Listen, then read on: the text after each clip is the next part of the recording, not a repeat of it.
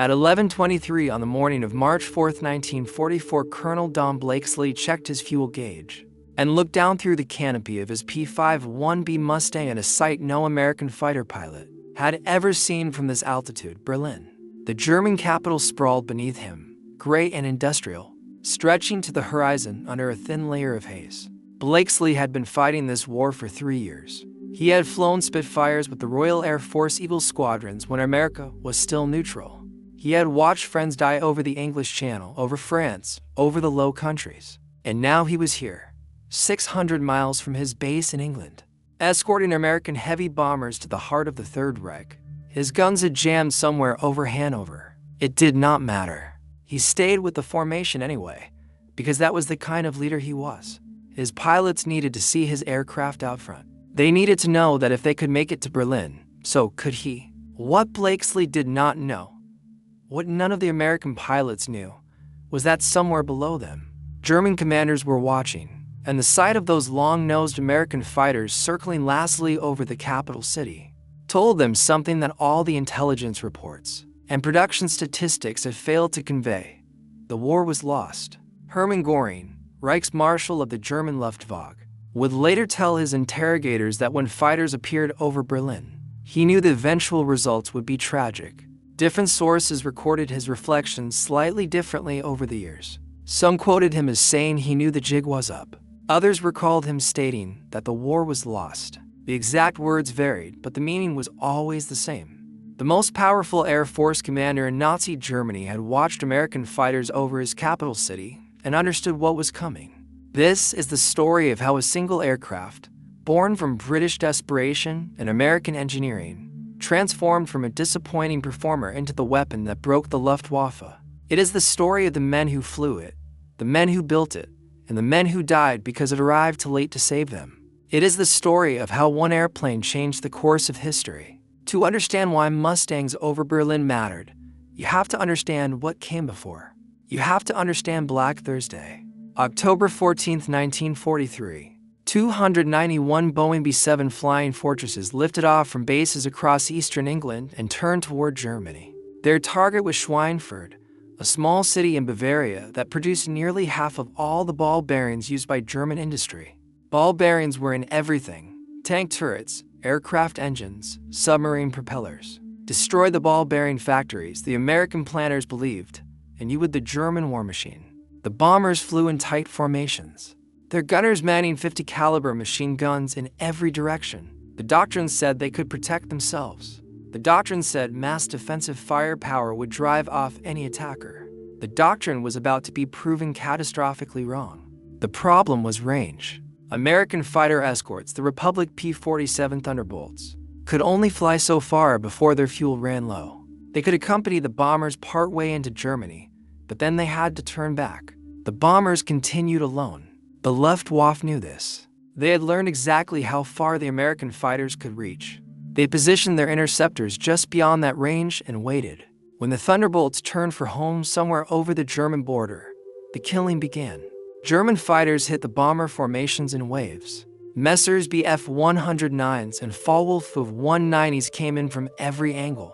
Some attacked head-on, their cannon shells ripping through cockpit glass and killing pilots in their seats. Others positioned themselves off to the side and fired rockets into the tightly packed formations.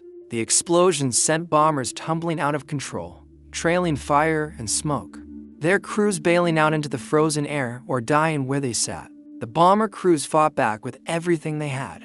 Their gunners claimed 186 German fighters were destroyed that day, a number that was wildly exaggerated. The actual German losses were 35 to 38 aircraft. In exchange, the Luftwaffe shot down 60 American bombers. Another 17 were so badly damaged they had to be scrapped. 121 more returned with battle damage. 600 American airmen were killed, wounded, or captured in a single afternoon. The loss rate was over 20%. At that rate, no bomber crew could expect to survive their required 25 mission tours. The mathematics of attrition were unforgiving. Send a man up 25 times with a 20% loss rate per mission, and his odds of coming home were essentially zero. The human cost extended beyond the men who died. Every bomber that went down carried 10 crew members. Each of those men had families waiting at home, parents and wives and sweethearts who would receive telegrams beginning with the words, "The Secretary of War desires to express his deepest regret." Some families would learn months later that their sons or husbands had survived as prisoners of war. Many would never know exactly what happened to their loved ones. For the crews who survived and returned to their bases in England, the psychological toll was immense. They had watched friends die in burning aircraft. They had seen parachutes that failed to open, men tumbling through 30,000 feet of empty sky. They had felt their own aircraft shudder under cannon fire, had smelled the smoke of burning hydraulic fluid, and felt the cold blast of wind through holes torn in the fuselage. And they knew that tomorrow, or the day after, they would have to do it all again. The 8th Air Force had been shattered. Deep penetration raids into Germany without fighter escort were suspended immediately. The bombers would not return to Schweinfurt for months. The suspension was not an official admission of defeat, but it amounted to the same thing. American strategic doctrine had called for daylight precision bombing of key industrial targets. That doctrine required penetrating deep into enemy territory without fighter escort. Such penetrations were suicide. The British had faced the same problem earlier in the war and had reached a different conclusion. After suffering devastating losses in daylight raids during 1939 and 1940, RAF Bomber Command switched to night operations. Flying undercover in darkness, British bombers could reach German cities without facing the Luftwaffe fighters. The price of night bombing was accuracy. Unable to see their targets clearly, British bombers attacked area targets, essentially cities as a whole rather than specific factories. This was morally controversial and strategically uncertain, but it was survivable. RAF crews had a reasonable chance of completing their tours. The Americans had rejected this approach. They believed that their heavy bombers, with their sophisticated Norden bomb sights and mass defensive firepower, could operate effectively in daylight. They believed that precision attacks on specific targets would be more effective than area bombing. They believed, in short, that they could succeed where the British have failed. Black Thursday shattered those beliefs. The Norden bomb sight was indeed accurate, but accuracy meant nothing if the bombers were shot down before they reached their targets. Mass defensive firepower was indeed formidable, but not formidable enough to stop determined German interceptors. Everything the Americans had believed about their ability to operate without fighter escort was wrong. General Henry Arnold, commander of the Army Air Forces, publicly called the loss of 60 bombers incidental. But the reality told a different story. Unescorted daylight bomber raids deep into Germany were suspended until further notice. The entire strategic bombing campaign, the cornerstone of Allied strategy to defeat Nazi Germany, was on the verge of collapse. The bomber generals had promised that daylight precision bombing could win the war. Now those promises looked like fantasies. Without long-range fighter escort, the bombers could not survive. And no long-range fighter existed. Or so everyone believed. The cost of those beliefs could be measured in empty beds and unfinished letters home. In every bomber group across England, the mathematics of survival had become a constant, unspoken presence. A man might look around his barracks at night and count the faces he knew were unlikely to be there by Christmas. The odds were that stark, that inescapable. The problem was not courage. American bomber crews had courage in abundance. They climbed into their aircraft day after day knowing the odds were against them, knowing that statistical analysis gave them no realistic chance of completing their tours. They went anyway. The problem was the fundamental limitations of the aircraft they flew and the doctrine that governed how they flew it. The B-7 Flying Fortress was a marvel of engineering. It could fly higher than most contemporary fighters, carry thousands of pounds of bombs hundreds of miles, absorb tremendous damage, and still bring its crew home. Its 1350 caliber machine guns covered every angle of approach. A formation of B-17s, properly flown, was indeed a formidable defensive system, but not formidable enough. German pilots had developed tactics specifically designed to defeat the bomber formations. They attacked from the front where the defensive firepower was weakest and where a direct hit on the cockpit would kill the pilots instantly. They used rockets fired from beyond machine gun range to break up the formations, then picked off the stragglers one by one. They concentrated their attacks on wounded bombers that had fallen out of position, knowing that isolated aircraft were easy prey. Against these tactics, the bomber doctrine had no answer. The only real solution was to have friendly fighters present to drive off the attackers. But the fighters could not be present because no fighter had the range. It was a problem that seemed to have no solution.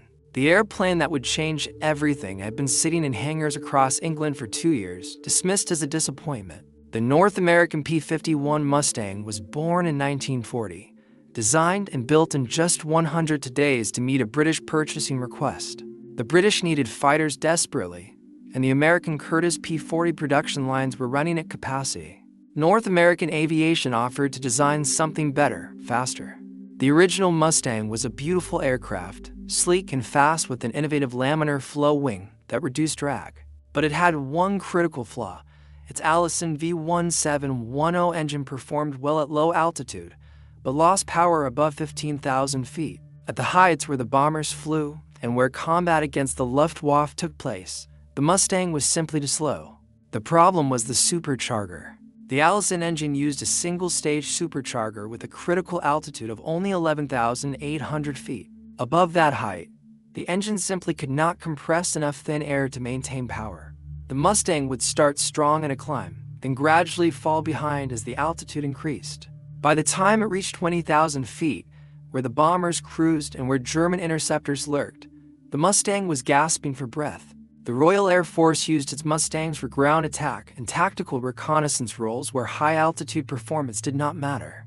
The aircraft was considered a nice design with a disappointing engine. It seemed destined to remain a footnote in aviation history. Then, on April 30th, 1942, a Rolls-Royce test pilot named Ronald Harker visited the Air Fighting Development Unit at RAF Duxford and asked to fly one of the American fighters. He took the Mustang up for 30 minutes, ringing it through its paces, and came down with an idea that would transform the war. The airplane, Harker reported, was magnificent below 15,000 feet, fast, maneuverable, with excellent range. Its only weakness was altitude performance, and that weakness came from the engine. The Allison simply could not deliver power in thin air, but Rolls-Royce had an engine that could. The Merlin 60 series with its two-stage two-speed supercharger was the power plant that made the Spitfire competitive at any altitude. What if you took the Mustang airframe and replaced its Allison engine with a Merlin? Harker immediately phoned Ray Dory, head of Rolls-Royce's experimental division, to advocate for the conversion. His superiors were intrigued. By June 1942, Rolls-Royce had begun converting Mustang airframes to Merlin power at their facility in Hucknall. The first converted aircraft, designated the Mustang X, flew on October 13, 1942. The results were nothing short of spectacular. The Merlin-powered Mustang reached 433 miles per hour at 22,000 feet. That was more than 100 miles per hour faster than the Allison version at the same altitude. The aircraft could climb almost twice as fast. And crucially, it retained the original Mustang S exceptional range equality that came from its efficient aerodynamic design and large internal fuel tanks. The engineering explanation was straightforward.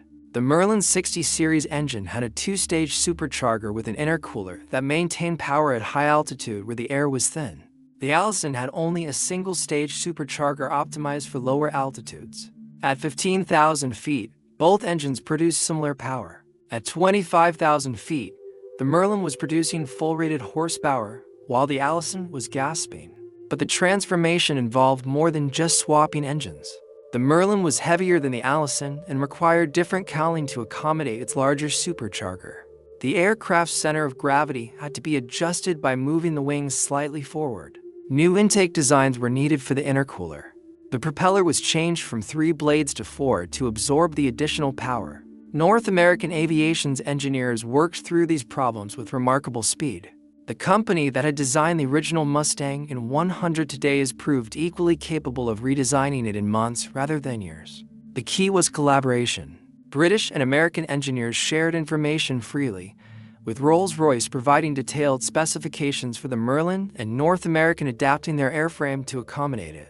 Major Thomas Hitchcock, the American assistant Sriracha in London, served as a crucial liaison, ensuring that promising technical developments were communicated to the right people. On both sides of the Atlantic, Hitchcock was an unusual figure for a wartime diplomatic post, a wealthy polo player, an investment banker. Before the war, he had flown combat missions in the First World War. as a teenager escaped from a German prisoner of war camp and walked 100 miles to Switzerland. He understood both aviation technology and combat requirements, and he championed the Merlin Mustang project with bureaucratic skill. He predicted the Merlin Mustang would be the best fighter of 1943. Tragically, Hitchcock was killed in a flying accident in April 1944, just weeks after the first Mustangs reached Berlin. He died testing P-51 dive characteristics near Salisbury, England, unable to pull out of a high-speed dive while investigating the same instability problems that had killed other pilots. He never saw the full impact of the aircraft he had done so much to promote. For the first time, the Allies had a fighter that could fly all the way to Berlin, fight the Luftwaffe on equal terms, and fly all the way home. North American aviation in California had been thinking along similar lines. Working with Packard, which was licensed to build Merlin engines in Detroit, they developed their own conversion. The first American Merlin Mustang, designated the XP-51B, flew on November 30th, 1942. The U.S. Army Air Forces were so impressed that they ordered 400 P-51Bs in August 1942, before a single Merlin Mustang had even flown. It was a gamble, but the need was desperate, and the preliminary calculations were promising. Production began in earnest in 1943. The first P-51Bs arrived in England with the 354th Fighter Group in November. These aircraft, originally assigned to the 9th Air Force for tactical operations, were immediately pressed into service as bomber escorts by the 8th Air Force. The transformation of the American fighter force happened with remarkable speed. In December 1943, the 8th Air Force had only a handful of Mustangs. By March 1944, entire fighter groups were converting. By June, the P-51 equipped the majority of American escort squadrons in England. The logistics were staggering. Each Mustang needed spare parts, ammunition, fuel, and trained ground crews. Pilots had to be converted from whatever they had been flying before, learning the quirks of the new aircraft, its capabilities and limitations, its tricks for survival. Some pilots adapted faster than others. Don Blakesley's 4th Fighter Group received their P-51Bs on February 25, 1944. When higher command expressed concern that the group was not ready, Blakesley insisted his pilots would learn to fly the Mustang on the way to the target. 3 days later, on February 28th, the group flew its first Mustang combat mission. The change in tactics came from the top. In January 1944, General Jimmy Doolittle took command of the 8th Air Force. Doolittle was famous for leading the first American bombing raid on Tokyo in 1942, but his most important contribution to the air war would be a simple change in fighter doctrine. The fighters will no longer be tied to the bombers, Doolittle announced. Their job was not merely to protect the formations. Their job was to destroy the Luftwaffe. It was a fundamental change in doctrine. Under the old rules, escort fighters stayed close to the bombers, weaving above them in protective patterns. They engaged German interceptors only when those interceptors threatened the bombers directly. This defensive posture surrendered the initiative to the Luftwaffe. German pilots could choose when and where to attack, could set up their assault runs unmolested, could concentrate on the bombers while ignoring the escorts. Doolittle's new doctrine reversed everything. American fighters would now fly ahead of the bomber formations, seeking out German interceptors and attacking them before they could reach the bombers. They would strafe German airfields. They would hunt the Luftwaffe wherever it could be found. The bomber crews were horrified. They saw their protective umbrella being stripped away, their little friends abandoning them to chase glory in individual dogfights. But Doolittle understood something the bomber crews could not see from their gun positions. The only way to protect the bombers in the long term was to destroy the German fighter force, not just the airplanes, but the pilots. Germany could build new fighters, replacing experienced pilots took years. The stage was set for the decisive air battle of the European War. The offensive began on February 20, 1944. Operation Argument. It was called officially. History would remember it as Big Week. For 6 days, the 8th Air Force and the 15th Air Force, flying from bases in Italy, threw everything they had at German aircraft factories. The targets were carefully chosen: Messerschmitt plants at Regensburg and Augsburg, Focke-Wulf facilities at Aschersleben and Tuttow, Junkers factories at Bernburg, ball bearing plants that had been left alone since Black Thursday. The scale of operations was unprecedented. On February 20th alone, more than 1,000 bombers took off from English and Italian bases. Fighter escorts numbered in the hundreds. The Luftwaffe had never faced anything like it. General Frederick Anderson, who planned the offensive, explained the strategy. The goal was to force the Germans to fight, to make them put every airplane they had into the air to defend those factories. Because once they were in the air, American fighters could get at them. It was a brutal calculation. The bombers were bait, flying deep into Germany to draw out the defenders. The fighters were the real weapon, tasked with destroying the German interceptors who rose to attack the bombers. Every bomber lost was a tragedy for its crew, but if the fighters killed enough German pilots in exchange, the strategy would succeed. The weather during Big Week was terrible, with low clouds and icing conditions that forced many bombers to abort their missions or attack secondary targets. Navigation errors led to tragic mistakes, including the accidental bombing of Dutch cities that killed hundreds of civilians. War is never clean, and the combined bomber offensive was grimly costly for everyone involved. More than 3,000 bomber sorties were flown during the 6 days of Big Week. The 8th Air Force alone lost 137 heavy bombers with another 20 scrapped due to damage. The 15th lost 90. RAF Bomber Command, attacking the same targets at night, lost between 131 and 157 aircraft depending on how the losses were counted. The losses were heavy in absolute terms, but they represented a much smaller percentage of the attacking force than Black Thursday. The American bomber force was growing faster than the Germans could shoot it down, and the fighters were doing their work. The Luftwaffe threw everything into the defense. Twin-engine Messers Bf-110s and Me-10s, heavily armed but slow, tried to break up the bomber formations with rockets and heavy cannon. Single-engine Bf-109s and W-190s provided escort for the heavy fighters and attacked any bombers that strayed from the formation. But now they faced the Mustangs. The Germans had no answer for the American tactics. Their heavy fighters, loaded with rockets and cannon, could not maneuver against the nimble Mustangs. Their single-engine fighters, designed for short-range interception, found themselves outranged and outnumbered. For every American fighter the Luftwaffe shot down, it lost 3 or 4 of its own. The Merlin Mustang's performance advantages were overwhelming at the altitudes where combat took place. At 25,000 feet, the P-51B could reach for 141 miles per hour, while the Bf-109 struggled to match 390. The Mustang could dive faster, climb faster, and turn tighter than anything the Germans put against it. And unlike the German fighters, which had to land and refuel after 45 minutes of combat, the Mustang could fight for hours and still have fuel to spare. American pilots quickly learned to exploit these advantages. They developed tactics that maximized the Mustang's strengths, while minimizing exposure to the German fighter's remaining advantages. High-speed slashing attacks from above became the standard approach. Dive on the enemy, fire a quick burst, and zoom back up to altitude before they could respond. The Germans called it boom and zoom. Whatever they called it, it was killing them. Worse, the Luftwaffe was losing pilots it could not replace. During Big Week, more than 100 experienced German fighter pilots were killed or captured. These were not fresh trainees, but veterans with dozens of missions, men who had been fighting since the Battle of Britain or the invasion of Russia. Their skills had been honed over years of combat.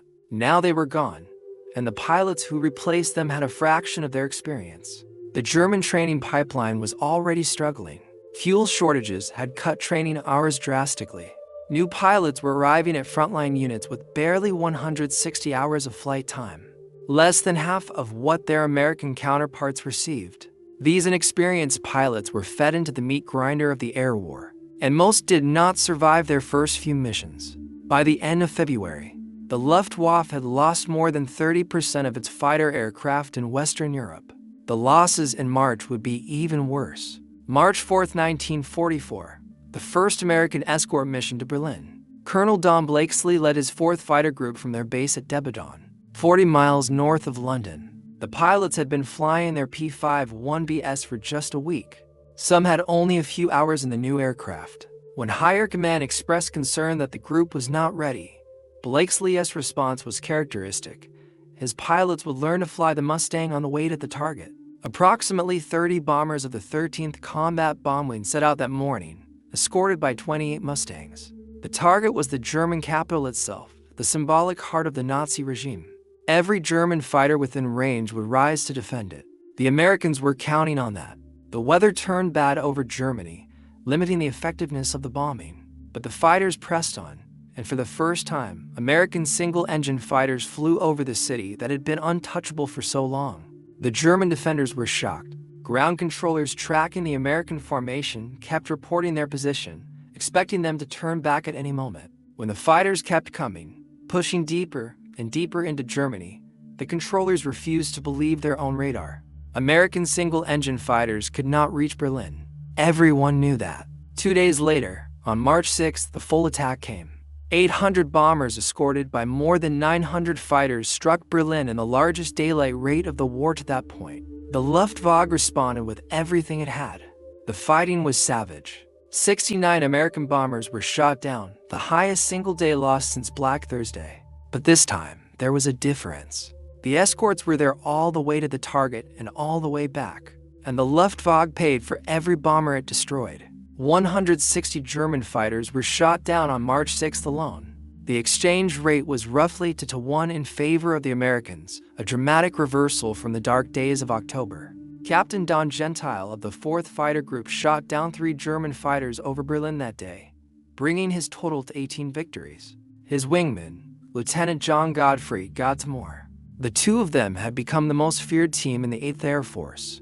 Flying together, protecting each other's blind spots, they had developed an almost telepathic coordination that made them deadly. They were just getting started, back at Debden after the mission. A reporter from the New York Times caught Captain Pierce McKinnon outside the 335th Squadron dispersal and asked if they had met up with any German fighters. McKinnon's reply became legendary: millions, boy, millions. But the real significance of the Berlin raids was not the bombers that got through, or the fighters that were shot down. It was simpler than that. American fighters were over Berlin. For 3 years, Hermann Göring had promised the German people that no enemy bomb would ever fall on the capital. When British bombers proved him wrong in 1940, he had said no enemy would fly over Berlin by day. Now, American fighters circled freely over the city, their propellers glinting in the spring sunlight, visible proof that the Luftwaffe could no longer defend German airspace. The psychological impact was devastating. German civilians who had believed in the invincibility of their air force now watched American aircraft overhead with impunity. German pilots who had once been hunters now found themselves hunted. The Luftwaffe's commander had been a fighter ace himself in the First World War, one of the best Germany produced. He had led the legendary Rocktop Circus after the Red Baron's death. He understood air combat at a fundamental level. He also understood logistics. A fighter over Berlin meant a fighter that had taken off in England, flown 600 meters across occupied Europe, fought its way through German defenses, and still had enough fuel to fly 600 meters home. The only way to do that was with an aircraft that had extraordinary range. The Germans had nothing comparable. The Messer Schmidt Bf 109 was an excellent fighter, but it was designed for short-range operations. Even with drop tanks, it could not match the Mustang's reach. The Focke-Wulf F-190 had similar limitations. German pilots were fighting over their own territory within sight of their own airfields, and they were still being outraged by American escorts. General Adolf Galland, the Luftwaffe's general of the fighter arm, later described the moment when he personally confirmed what Göring feared. When reports came in that American single-engine fighters were over Berlin, the official position was that it was impossible. There were no long-range escort fighters. Some staff officers suggested the American pilots must have gotten lost, or perhaps they were planning to crash land in Sweden. Galland decided to see for himself. He took off in his Focke-Wulf with another general, and they flew toward where the Americans were reported. They found them over Germany, exactly where they were not supposed to be. The Americans found them too. According to Galland's own memoir, he escaped by firing his guns and using the smoke and shell casings to convince the pursuing Mustangs that someone was shooting at them from behind. The other general was shot down. There were no more arguments about whether American fighters could reach Berlin. The killing continued through the spring of 1944. April 8th was one of the bloodiest days for the Luftwaffe. The 4th Fighter Group alone claimed 33 German aircraft destroyed, the highest single mission total for any American unit in the war. The Luftwaffe lost nearly 200 fighters that day. The Germans tried to adapt. They developed new tactics, new formations, new ways of attacking the bomber streams. They rushed improved aircraft into service, including the revolutionary Mi-60 jet fighter. None of it mattered.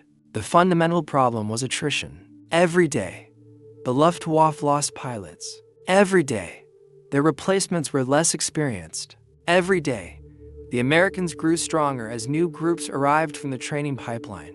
By May 1944, German fighter pilot training had been cut to just 112 hours, barely enough to learn basic flying skills. American pilots arrived at their units with 450 hours or more. In combat, experience was survival. The green German pilots died in droves.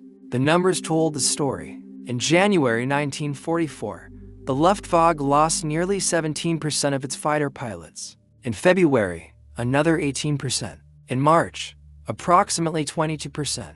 In April, similar losses continued. In May, 25%. An air force cannot sustain such monthly casualties and remain effective. The Luftwaffe's fighter arm was bleeding to death. The Germans tried everything to slow the bleeding. They rushed new aircraft designs into production. They reorganized their fighter units to concentrate strength at critical points. They developed heavy fighter formations specifically designed to break through the escort screen and reach the bombers. None of it worked. The STM Gruppen were the most dramatic response. These were units equipped with heavily armored Focke-Wulf 190s, their pilots sworn to close to point-blank range and destroy bombers or die trying. The armor added weight and reduced performance, making these aircraft easy prey for Mustangs. But the Sturmgruppen pilots pressed home their attacks with fanatic determination. Some succeeded. Individual bomber groups suffered terribly when Sturmgruppen broke through their escort. But for every bomber destroyed, multiple German fighters were lost. The exchange rate was never in Germany's favor. The problem was not tactics or equipment or even courage. The problem was numbers. America was producing pilots faster than Germany could kill them. Germany was losing pilots faster than it could replace them. Every week the disparity grew wider. Every week the Luftwaffe grew weaker. And June was coming. June 6, 1940 for D-Day, the largest amphibious invasion in history. 156,000 Allied soldiers crossed the English Channel and stormed the beaches of Normandy. They were supported by nearly 12,000 aircraft, the greatest concentration of air power ever assembled. Fighters flew continuous patrols over the beaches. Bombers struck German positions on land. Transport aircraft dropped paratroopers behind enemy lines. The Luftwaffe's response was tragically inadequate. The most famous German attack of the day came from Oberleutnant Josef Priller, commander of Jag-26. He and his wingmen Unteroffizier Heinz Wodarczyk took off from their base near Lille and flew west toward the beaches. They dodged Allied formations, found the invasion fleet spread across the horizon, and made a single strafing pass over what the British called Sore Beach. Priller's attack became legendary, later immortalized in film. But while it was the most dramatic Luftwaffe response of the morning, it was not the only one. Other German aircraft flew sorties throughout the day, including attacks by Kampfgeschwader 54 on British positions. Yet the total German effort remained pitiful compared to the Allied Armada overhead.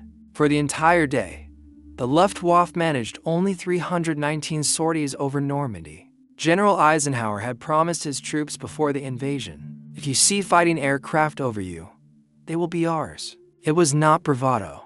It was a simple fact. The air superiority that made D-Day possible had been won in the spring of 1944.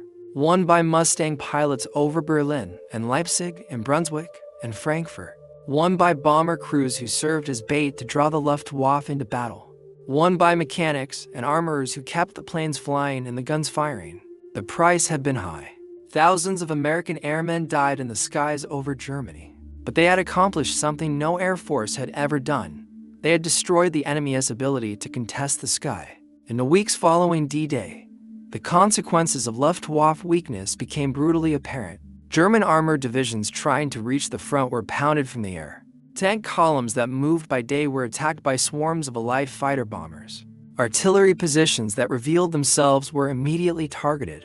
Supply convoys were shot to pieces. Field Marshal Erwin Rommel, commanding Army Group B in Normandy, wrote despairingly to his wife, "The enemy has complete control of the air over the battle area and up to about 100 kilometers behind the front.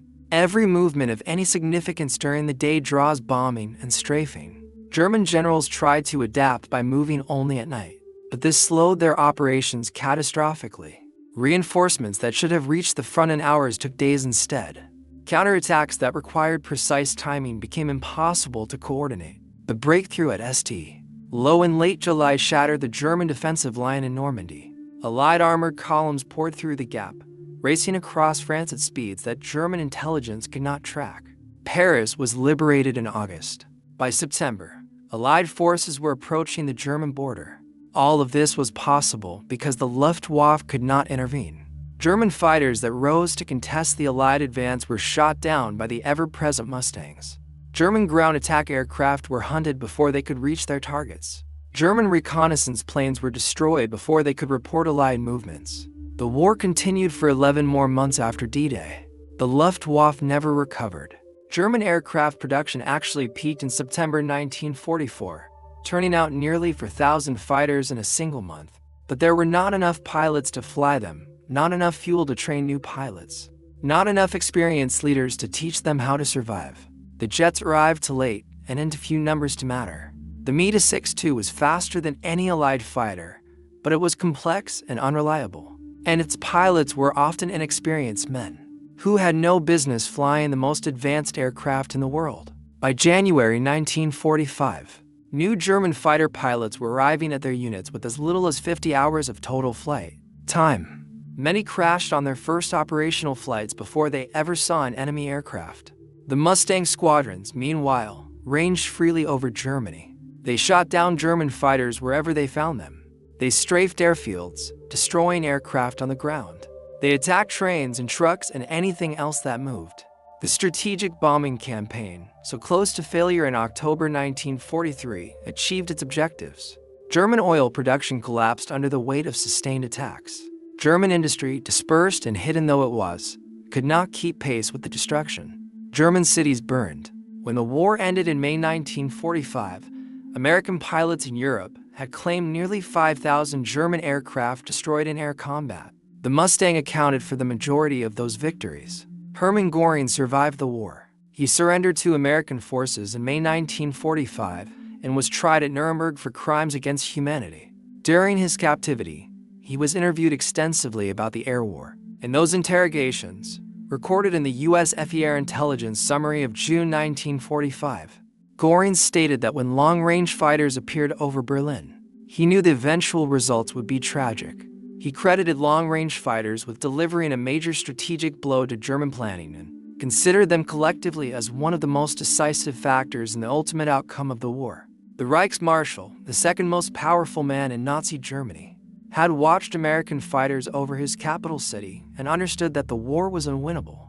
All the promises of Nazi propaganda, all the boast of German technological superiority, all the claims of inevitable victory collapsed in that moment. The Allies could reach anywhere. The Luftwaffe could stop nothing. Göring was convicted of war crimes and sentenced to death. He cheated the hangman by taking cyanide the night before his execution. Adolf Galland, the general of the fighter arm, survived the war as well. He had been relieved of his command in January 1945 after repeated conflicts with Göring over the conduct of the air war. Given permission to return to combat flying, he formed a special unit of jet pilots that flew MT-62s in the final weeks of the war. After the war, Galland worked as a consultant to the Argentine Air Force and later ran his own business in Germany. He became friends with many of his former enemies, including British ace Douglas Bader and American ace Robert Johnson. He died in 1996 at the age of 83. He never forgot the day he flew up to see the American fighters for himself, and barely escaped with his life. Don Blakesley, the colonel who led the first Mustangs over Berlin, flew more than 500 combat missions in the war. He accumulated over 1,000 hours of combat flying time, more than any other American fighter pilot. He was grounded on October 30, 1944 against his will. General William Keeptoner, his superior, had lost too many experienced leaders and could not afford to lose another. That same day, Colonel Hubert Key, commander of the legendary 56th Fighter Group, had gone down when his P-51's wing failed in a violent storm over Germany. Ski survived and was captured by the Germans, but his loss was a shock to the entire fighter command. When Blakesley landed from what turned out to be his last mission, Kempner was waiting on the flight line. "You are grounded," the general told him. "I cannot afford to lose both of you." Bisley stayed in the Air Force after the war, serving in Korea and eventually retiring as a colonel. He died in 2008 at the age of 90. One of the last surviving leaders of the air war over Germany. His pilots, the men of the 4th Fighter Group, finished the war as one of the highest-scoring American units in any theater. They claimed 583 enemy aircraft shot down in air combat with a victory-to-loss ratio of more than 2:1. The group had come a long way from the Eagle Squadron volunteers who flew Spitfires when America was still at peace. The 4th was not the only group that distinguished itself. The 56th Fighter Group, flying P-47s for most of the war, destroyed more German aircraft in air combat than any other 8th Air Force fighter group. The 354th Fighter Group, the first to receive Mustangs in England, pioneered many of the escort tactics that other groups adopted. The 357th, the 359th, the 339th each had their own aces, their own traditions, their own battles won and lost. Behind the kills and mission counts were thousands of individual stories. Young men from every state in America, most of them barely out of their teens, learned to fly high-performance aircraft and went to war against the most experienced fighter force in the world. Some became famous. Captain Clarence Anderson of the 357th Fighter Group shot down 16.25 German aircraft and survived to complete combat tours without ever being hit. Major George Prey of the 352nd Fighter Group became one of the highest-scoring Mustang aces before being killed by friendly fire on Christmas Day 1944. Captain John Godfrey, Don Gentile's wingman, compiled 18 victories before being shot down and captured in August 1944. Most were not famous. They did their jobs, flew their missions, and if they were lucky, went home when their tours were complete. The ones who died were mourned by their squadron mates, and then replaced by fresh faces from the training pipeline. War does not wait for grief. The ground crews deserved as much credit as the pilots. These men worked in all weather, often through the night, to keep the fighters flying. They patched bullet holes, replaced worn parts, loaded ammunition, and refueled aircraft in conditions that ranged from freezing mud to summer heat. A Mustang without a ground crew was useless. The pilots knew this, and were grateful for it. The relationship between a pilot and his crew chief was often the closest bond on the base. The crew chief lived with that airplane, knew every quirk and rattle, and could diagnose problems by the sound of the engine. When a pilot failed to return, the crew chief felt the loss as personally as any squadron mate. And when a pilot came back with his aircraft shot full of holes, the crew chief would work through the night to have it ready for the next mission. The early P-51 had their share of mechanical problems. The guns, mounted at an angle to fit inside the thin wing, tended to jam under high-G loads. Engine temperatures ran hot during ground operations. The canopy design created blind spots that German fighters could exploit. Ground crews and pilots worked together to solve these problems, developing field modifications that eventually made their way back to the factory. The later P-51D, with its bubble canopy and improved gun installation, was partly the product of combat experience fed back through these channels. The P-51 Mustang continued flying long after the war ended. It served in Korea, where it flew ground attack missions in the opening months of the conflict. It served with air forces around the world, remaining operational in some countries until the 1980s. More than 15,000 Mustangs were built during the war, with some sources counting as many as 15,500, including variants produced under license. The P-51D model alone accounted for more than 8,000 aircraft, more than half of total production. Thousands more survive today, many of them still flying at air shows and commemorative events. The distinctive growl of the Merlin engine has become one of the most recognizable sounds in aviation. But the Mustang's true legacy is not the aircraft that survives. It is the victory it made possible. Before the Mustang, the Allied strategic bombing campaign was failing. American bombers could not survive deep penetration raids without fighter escort. and no fighter had the range to escort them. The doctrine of self-defending bomber formations had been proven wrong at terrible cost. The Mustang changed everything. It gave the bombers the protection they needed. More importantly, it gave the Americans a weapon that could destroy the Luftwaffe fighter force. Not just in the air, but on the ground and in the training schools where new pilots were supposed to be produced. The air superiority won by the Mustang and its pilots made D-Day possible. It made the advance across France possible. It made the crossing of the Rhine possible.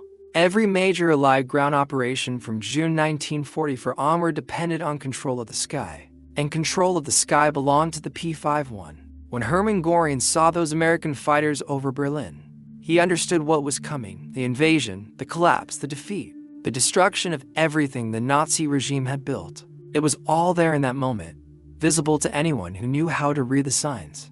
The Mustangs over Berlin meant that Germany would lose the war. Ronald Harker, the Rolls-Royce test pilot who first suggested putting a Merlin engine in the Mustang, never became famous.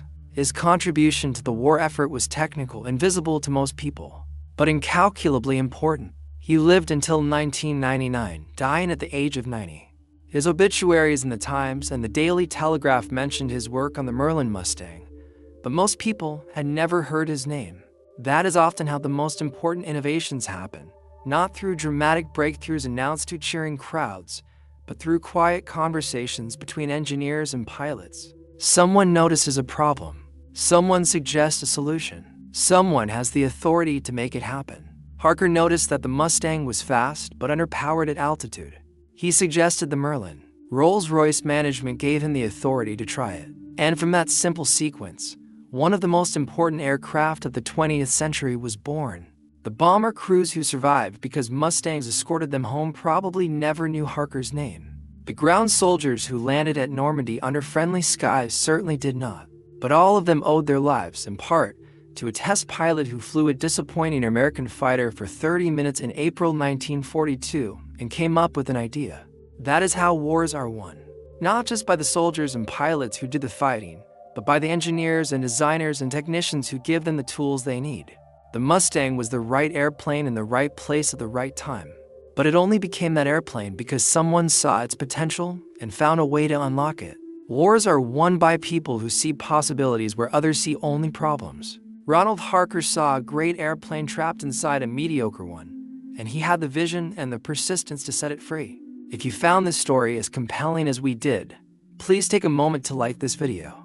It helps us share more forgotten stories from the Second World War. Subscribe to stay connected with these untold histories. Each one matters. Each one deserves to be remembered, and we would love to hear from you. Leave a comment below telling us where you are watching from. Our community spans from Texas to Tasmania. From veterans to history enthusiasts, you are part of something special here. Thank you for watching, and thank you for keeping these stories alive.